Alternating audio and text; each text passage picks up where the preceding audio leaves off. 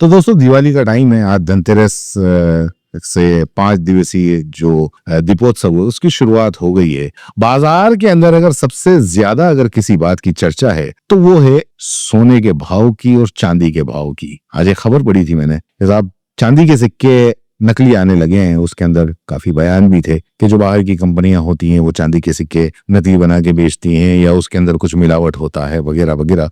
लेकिन चलो, चांदी के सिक्के अगर नकली आए तो उसमें थोड़ी बहुत हेरा फेरी हो तो वो बर्दाश्त हो जाती है। लेकिन सोने के अंदर अगर मान लो आजकल अगर थोड़ा सा भी अगर हेरा फेरी हो तो वो हेरा फेरी हजारों पे जाती है, क्योंकि सोने चांदी के जो सोने के भाव हैं वो सोने के भाव आपको पता ही है। अब वो 15,000, 20,000, 25,000, 50,000 भी नहीं रहे, 1 लाख भी नहीं रहा, करीब 1,25,000, 26,000 सोना हो गया है। अब ऐसे में अगर मान लो कोई इतनी सी भी अगर फ्रॉड करता है, और करते ही है, कैसे कैसे करते हैं वो मैं आपको आगे बताऊंगा, और उसमें क्या होता है, और इतना सा भी अगर किसी ने फ्रॉड कर दिया तो, और खुली आंखों से फ्रॉड होता है तो उनके वारे न्यारे हो जाते हैं। और सोना चांदी बेचते वक्त जो ज्वेलर्स हैं वो किस किस तरीके से फ्रॉड करते हैं वो आज मैं इसको ज्यादा से ज्यादा आगे आप बढ़ाइए ताकि लोगों में अवेयरनेस बढ़े। जो उदयपुर के लोग हैं उनमें ज्यादा से ज्यादा अवेयरनेस बढ़े। सबसे पहला जो फ्रॉड होता है वो कैरेट की गड़बड़ी। 100% बड़े से बड़ा ज्वेलर, मैं ये नामी ज्वेलर या उनकी के जो जिनकी छोटी दुकानें में उनकी बात नहीं कर रहा हूं। जो बड़े से बड़ा ज्वेलर है वो भी खुली आंखों से, आपकी खुली आंखों से फ्रॉड कर सकता है। जो दुकानदार है 22 कैरेट बोलता है, 22 कैरेट बोल के 20 या 21 कैरेट का सोना दे देता है। मामला होता है कि साहब हॉलमार्क है, हॉलमार्क किसने चेक किया? कोई चेक नहीं करता है हॉलमार्क। पीछे इतने छोटे से शब्दों के अंदर लिखा हुआ होता है। अगर मान लो आपने 5 ग्राम का ही कोई चीज ली, 5 ग्राम की चीज आज की तारीख में 60-70 हजार रुपए की हो गई, और उसमें अगर मान लो छोटा सा भी ऊंचा नीचा हो गया तो वो 5 से 10 हजार रुपए में जाता है। आपको लगता है कि जो BIC हॉलमार्क है वो बोलेगा भी सही कि साहब BIC हॉलमार्क लगा है, और BIC हॉलमार्क आप भी देखोगे, हाँ समझ में आपके कुछ आए नहीं आए, लेकिन आपको हाँ सब सही होगा। लेकिन कई जगह नकली हॉलमार्क जो मशीन है वो पुराना स्टिकर लगाकर भी बेच देते हैं। या फिर मैं आपको इसका रास्ता भी बताऊंगा कि सही मानों में क्या करना चाहिए आपको। पहले ये बता देता हूं कि फ्रॉड कैसे होता है। अब पुराना हॉलमार्क वाला टुकड़ा दिखाकर नया बिना हॉलमार्क वाला दे देते हैं। अब ऐसे वक्त में अगर मान लो ऐसा हो तो आपको क्या करना चाहिए?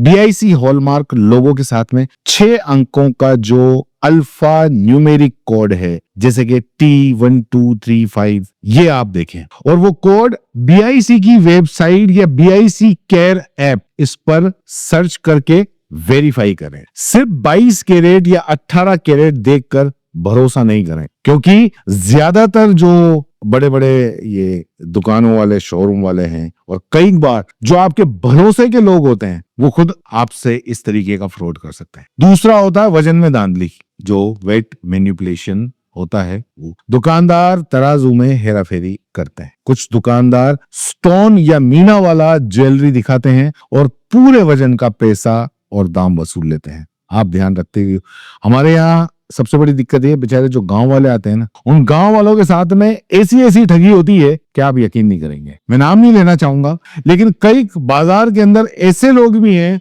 जो बकाया रखते हैं, स्लिप के ऊपर लिख के देते हैं कि इतना पैसा जमा किया, इतना बकाया, और जब 2 महीने, 3 महीने या 4 महीने के बाद में जब आप पैसा देने जाओगे तो जो पता नहीं स्याही ऐसी होती है या कागज ऐसा होता है, अब डिलीट हो जाता है, एरेज हो जाता है, पेपर ब्लैंक हो जाता है। कई लोग यकीन नहीं करेंगे इस बात को, लेकिन करना पड़ेगा, कई हैं ऐसे। तो इसलिए सबसे बड़ी, पूरे जो वजन है उस वजन का मतलब कम वजन, हल्का पुल्का भी, मैंने कहा ना सोने के अंदर हल्का पुल्का भी अगर मान लो हेरा फेरी होगी तो बात 1000 पे जाएगी। यानी कि 10 ग्राम ज्वेलरी की चेन असली सोना है, और उसके अंदर थोड़े बहुत भी अगर 1-2 भी अगर स्टोन लगे हुए हों, और 8.5 ग्राम अगर वो है, तो वो पूरा के पूरा 10 ग्राम का दाम लिया जाता है, और 1.5 ग्राम का पैसा, अब 1.5 ग्राम का 1,20,000 के हिसाब से कितना हो जाता है आप अंदाजा लगा लो। ऐसे में क्या करें? ज्वेलरी खरीदने से पहले बोले कि नेट गोल्ड वेट बताओ,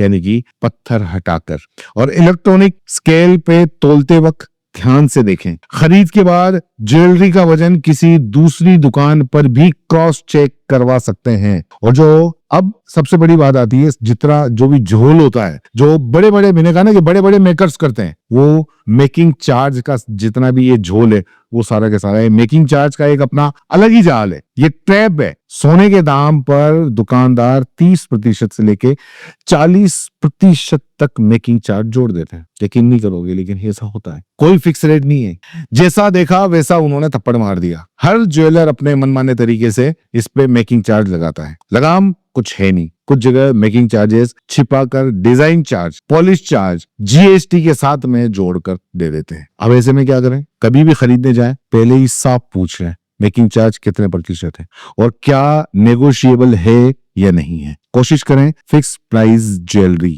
पर ग्राम रेट वही खरीदें। बिल में मेकिंग चार्ज अलग अलग क्लियर दिखना चाहिए, मतलब मेकिंग चार्जेस अलग होना चाहिए, गोल्ड का मामला अलग होना चाहिए। एक तो सबसे बड़ी बात बताऊं आपको, कई ज्वेलर ऐसे हैं मार्केट के अंदर, ऐसे ज्वेलर बैठे हुए हैं जो उनका हिसाब वही समझ सकते हैं और वही करते हैं, आपके समझ में नहीं आएगा। आप ऐसे घनचक्कर बन जाओगे कि अरे यार मैंने इतना दिया था, ये कैसा हो गया, ये कितना हो गया, और आपको कुछ पढ़ने नहीं पड़ेगा और आपसे मीठी मीठी बातें बोल के और बहुत कुछ इधर उधर हो जाएगा। इसलिए बिल जब भी आप बनाओ उसके अंदर क्लियर होना चाहिए कि ये मेकिंग चार्ज है। दूसरा एक होता है प्योर सिल्वर का धोतक, यानी कि चांदी के गहने या सिक्कों में जो निकेल है, जिंक है या कॉपर है वो मिलाकर बेच देते हैं। दुकानदार कहते हैं कि 92.5 सिल्वर है, पर असल में 80 से 85% ही शुद्धता होती है। और ये छोटे दुकानदार नहीं करते हैं, ये कोई बाहर की एजेंसी वाले नहीं करते हैं, ये इसी शहर के रहने वाले बड़े बड़े ज्वेलर भी करते हैं। इसलिए आपकी आंखें खुली होनी चाहिए। उसके लिए क्या करना चाहिए? सिल्वर पर भी 925 हॉलमार्क देखें। आप नाइट्रिक एसिड टेस्ट या फिर XRF टेस्ट किसी भी लैब में करवा सकते हैं। नकली सिल्वर अक्सर जल्दी काली पड़ जाती है। अब एक बहुत बड़ा जो ठगी का बिजनेस ही मैं कहूंगा जो होता है सोने में, वो है एक्सचेंज में ठगना। जब आप पुराना सोना देकर नया खरीदते हैं तब दुकानदार वजन कम दिखा देते हैं या प्योरिटी कम बता देते हैं। अब आपका पुराना 22 कैरेट नहीं है साहब, 20 कैरेट है, ये कहकर कटौती कर देते हैं। ऐसे में क्या करें? एक्सचेंज से पहले अपने पुराने सोने की प्योरिटी टेस्ट किसी दूसरी दुकान या कार्ड मीटर मशीन से पहले करवा ले, लिखवा ले उससे, और उसके बाद ही एक्सचेंज की डील फाइनल करें। बिलिंग में खेल होता है। एक तो मैंने आपको बता दिया कि बिलिंग में कैसा खेल होता है, दूसरा बिलिंग में और भी खेल होता है। वो कैसा होता है? कुछ दुकानदार जीएसटी बिल नहीं देते और कहते हैं कि कैश दो सस्ता पड़ेगा, लेकिन बाद में अगर शिकायत करनी पड़ी या कोई भी प्रॉब्लम हुई तो आपके पास में कोई प्रूफ नहीं रहता। इसलिए हमेशा जीएसटी सहित प्रॉपर बिल है।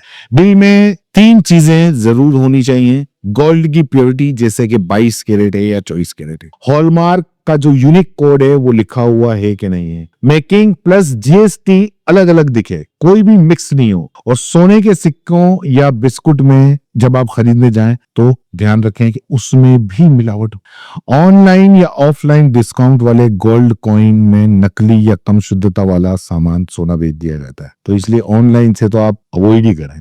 कई बार सोने के सिक्के गोल्ड प्लेटेड कॉपर पे निकलते हैं, तो इसलिए गोल्ड कॉइन या बिस्किट सिर्फ ट्रस्टेड ब्रांड जैसे कि MMTC, तनिष्क, कल्याण, रिलायंस ज्वेलर्स, इनसे ही ले। या आपको और किसी पर ट्रस्ट हो अपने सोनी पे तो उससे भी लें। मैं कोई इन जो MMC या MMTC और इनकी कोई मैं विज्ञापन नहीं कर रहा हूं, मैं ट्रस्टेड ब्रांड की बात कर रहा हूं। और दूसरा 999 या 995 फाइनेंस जरूर देखें और फिर से BIC केयर ऐप से कोड वेरीफाई करें। असली नकली सोना पहचानने के भी कुछ आसान तरीके हैं, फटाफट बता देता हूं। BIC hallmark verification, BIC care app पर 6 अंकीय कोड डालें और देख लें। मैग्नेट टेस्ट, असली सोना चुंबक से बिल्कुल नहीं चिपकता। साउंड टेस्ट, असली सोना ठनकने पर मुलायम आवाज देता है, तेज आवाज नहीं देता है। नाइट्रिक एसिड टेस्ट, नकली सोना काला पड़ जाता है, चांदी भी काली पड़ जाती है। कराट मीटर मशीन टेस्ट सबसे भरोसेमंद तरीका है, किसी अधिकृत ज्वेलरी शॉप से आप ये करवा सकते हैं। और अब सोना खरीदते वक्त 5 गोल्डन रूल्स हमेशा याद रखें। सिर्फ BIC हॉलमार्क वाला सोना ही खरीदें। नेट वजन और मेकिंग चार्ज अलग अलग कंफर्म करें। हमेशा GST सहित बिल लें। पुराने सोने का जो प्योरिटी टेस्ट है वो खुद करवाएं। और BIS जो केयर ऐप है उसका कोड वेरिफिकेशन जरूर करें। और दुकानदारों के कुछ जो चालें होती हैं वो यूं तो नॉर्मल लगती हैं, लेकिन एक्चुअल में वो खतरनाक होती हैं। वो आपको मैं बता देता हूँ। दुकानदार कहेंगे साहब भाई साहब ये डिजाइनर पीस है, इसका मतलब समझ जाना कि मेकिंग चार्ज आपके दुकान लगने वाला है। कहते ना कि रहने दे भाई, डिजाइनर मत बता, नॉर्मल बता। फिर कहेंगे साहब BIS की मशीन खराब है, लेकिन सोना 22 कैरेट है, और इसका मतलब ये है कि हॉलमार्क सोना बिना हॉलमार्क के सोना बेच रहा है। फिर अगर आपको बोलेगा कि आप GST अलग से लगेगा, इसका मतलब ये है कि पहले ही दाम में जोड़ा जा चुका है। अब आपके पुराने गहने का सोना कम कैरेट का है, ये भी डायरेक्ट डायलॉग पैटर्न है ये। इसका मतलब ये है कि आपको एक्सचेंज में वो कम रेट देगा। बहुत ऐसे बात नहीं है कि सारे बेईमान होते हैं, नहीं होते हैं। ईमानदार लोग भी होते हैं और बहुत ईमानदार लोग भी होते हैं। इतने ईमान के पक्के होते हैं कि जब आप उनसे खरीदारी करने जाओगे आपको वो धोखा नहीं देंगे। ऐसे कई लोगों को मैं जानता हूँ जो वाकई मतलब अपने ईमान पे बिल्कुल खरे उतरे हैं। तो इसलिए कुल मिला के कहीं भी खरीदें, सोना या चांदी दोनों ही अब तो कीमती वस्तुएं हो गई हैं। तो दुकानदारों की ट्रिक्स उससे भी ज्यादा कीमती सबक सिखा देती है। थोड़ी सी समझदारी रखें, वेरिफिकेशन और बिलिंग पे ध्यान दें।